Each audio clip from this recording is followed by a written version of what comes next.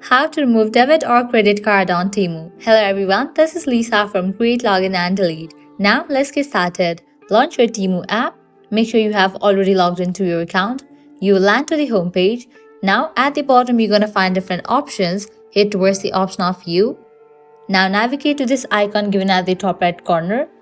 With that you will land to the settings page. Now over here you will find the option of your payment methods. Go ahead and open it. With that, you will land to this page, credit and debit card.